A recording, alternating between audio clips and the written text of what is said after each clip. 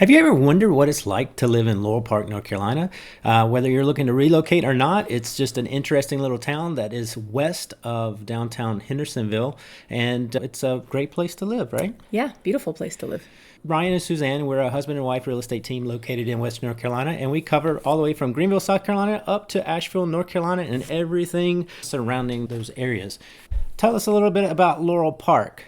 You've got definitely a change in terrain. It's really Echo Mountain is the name of the mountain that's Laurel Park is really built on top of. So there's Lower Laurel Park, Which is a tongue twister. I know. It's difficult to say. Lower Laurel Park, LLP, which is the bottom of Fifth Avenue, and that area that kind of surrounds and where some of that retail Fifth Avenue area connects downtown Hendersonville to the town of Laurel Park. Correct. And at that base Yes. where you're talking about before you start going up Echo Mountain, that's Lower Laurel Park. The other thing that is surprising is Echo Mountain is huge, and it's not huge in elevation because none of our mountains top 6,000 feet, but it's huge in terms of there's so many more roads and homes than you would ever expect are on that mountain. And I think Laurel Park, I would say it's part of that charm is that I would say the roads, there's a couple of main roads, but then I would say most of them are lanes. For a lot of the homes are probably off of a Some smaller, look more like narrow, driveways yeah, in they're a terms little, of width. Yeah, some of them, not all, like I said, and then there's a main road, what we call Laurel Park Highway, that goes all the way to the top of the end of Echo Mountain. And what's at the top? Jump Off Rock. Which is? A scenic overlook that really overlooks all of Mount Pisgah. You can see Surrounding mountains, just all valleys. the valleys, surrounding mountains. You can see down into Etowah, Horseshoe. So Jump Off Rock is by far the easiest way to see a sunset at an elevation because you drive up Laurel Park Highway, which is technically Fifth Avenue too. It's the same road. You just keep going to the very tippy top. And there is parking for probably, 15-ish cars or something up at the top. And They can squeeze in a bit more when they have some of those events, but yeah. You walk out, it's literally, a couple hundred feet from the car parking lot until you get to the view where Jump Off Rock is located, and you just see an expanse, and it's beautiful, and it's a place that a lot of people gather at every sunset. Yeah. Also at Jump Off Rock, they host a lot of concerts. They have a few concerts throughout the year that's hosted by the Friends of Laurel Park, which is an organization within Laurel Park. They're a nonprofit. They really help the town in terms of keeping the parks and recs, going in a forward path, organizing events, like you said. There's probably They do about cleanups and things like that. 3 to 4. Oh, for events. the concerts, yes, for the concert series, yeah, and they're really nice events. It's usually like some kind of singer-songwriter, string quartet, that sort of thing. It's the one time where at the top of Jump Up Rock you can BYOB, a bottle of wine and so forth, and just take a blanket and have a bit of a picnic. Toward the bottom of Echo Mountain, there are other parks like Lake Rhododendron and some other things. And the Friends of Laurel Park, they have a goal of connecting a walking trail all the way from the base of Laurel Park all the way up to the top of Jump Off Rock.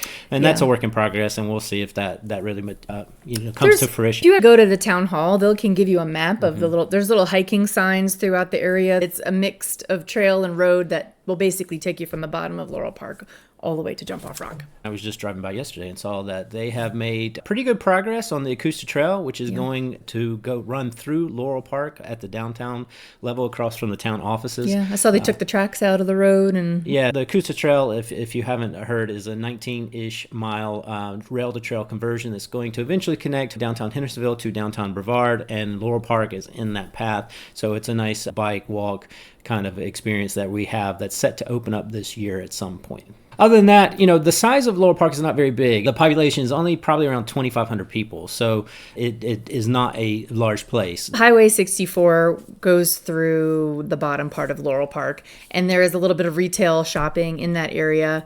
There's the Ingalls grocery store. There is something called the Tully's Cafe, which has a couple restaurants. Uncle Scott's Pizza. There's Soli Luna, which is a popular Mexican restaurant as well. And then just on the other side of Highway 64, there's the Dixie Diner. Mm-hmm. In terms of retail, that's what's kind of surprising. Oh, and the Talbots, too. So there's a Talbots, which is one of the most random located Talbots I think I've ever seen, but it is there. And then another one that you were getting to was Crate Market, which they are an amazing group of people making sure that you can pair wines appropriately if that's not your thing. And they have a great pricing and selection of wines at the store there. They do. And for some of the people who want to be more active, there's also YAM, which is short for yoga and massage, but it's a really big yoga studio. They do all kinds of classes there. Yep. Today, people live there because it's quaint, it's small, it's easy access to Hendersonville. It's easy access if you want to be more active and get into Pisgah Forest or DuPont State Forest, because those are within 30 minutes of Laurel Park. The other thing probably to note is that it is a town. So if you are relocating and you're purchasing property, you will have an additional tax overlay for the town, but that does give you city services. Laurel Park has a police department.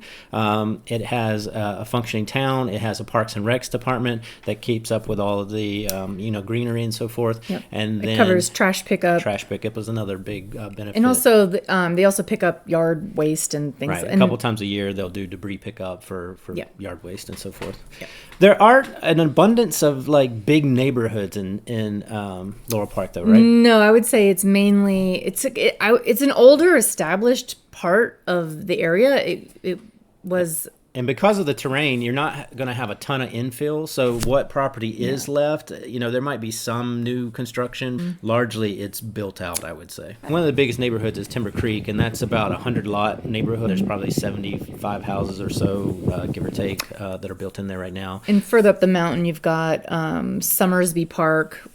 There is an access point from there, and it's a gated community. But it is a gated community, and there's fewer homes there even. Yes, there's also Fleetwood Plaza, which is a condo community that is right up at the top, just before Jump Off Rock. Yeah. Speaking of Fleetwood Plaza, so this is a little bit of a history trivia that we'll give you to end today.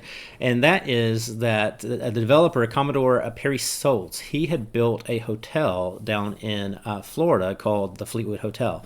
And this was in early 1900s. After learning about Laurel Park, because Laurel Park really became a vacation destination to escape the heat before we had air conditioning. And so in 1925, he had a great idea to create this huge hotel experience on the top of Echo Mountain.